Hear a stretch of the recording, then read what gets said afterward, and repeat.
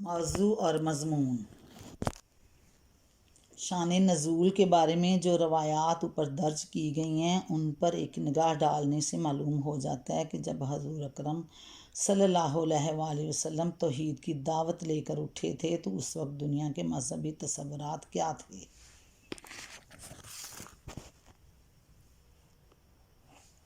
بت پرست مشرکین ان خداؤں کو پوج رہے تھے جو لکڑی، پتھر، سونے، چاندی وغیرہ مختلف چیزوں کے بنے ہوئے تھے، شکل و صورت اور جسم رکھتے تھے۔ دیویوں اور دیوتاؤں کی باقاعدہ نسل چلتی تھی۔ کوئی دیوی بے شوہر نہ تھی اور کوئی دیوتا بے زوجہ نہ تھا۔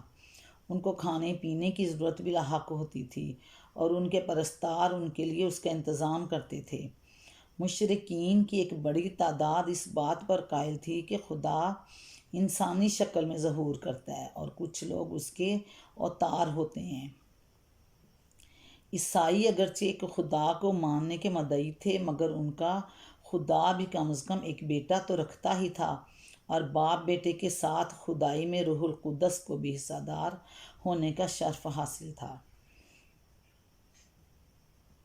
حتیٰ کہ خدا کی ماں بھی ہوتی اور اس کی ساس بھی۔ یہودی بھی ایک خدا کو ماننے کا دعویٰ کرتے تھے مگر ان کا خدا بھی مادیت اور جسمانیت اور دوسری انسانی صفات سے خالی نہ تھا۔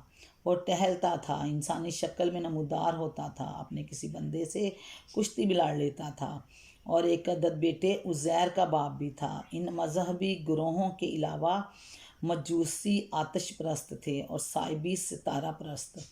اسی حالت میں جب اللہ وحدہ لا شریک کو ماننے کی دعوت لوگوں کو دی گئی تو ان کے ذہن میں یہ سوالات پیدا ہونا ایک لازمی امر تھا کہ وہ رب ہے کس قسم کا جس سے تمام ارباب اور معبودوں کو چھوڑ کر تنہا ایک ہی رب اور معبود تسلیم کرنے کی دعوت دی جا رہی ہے۔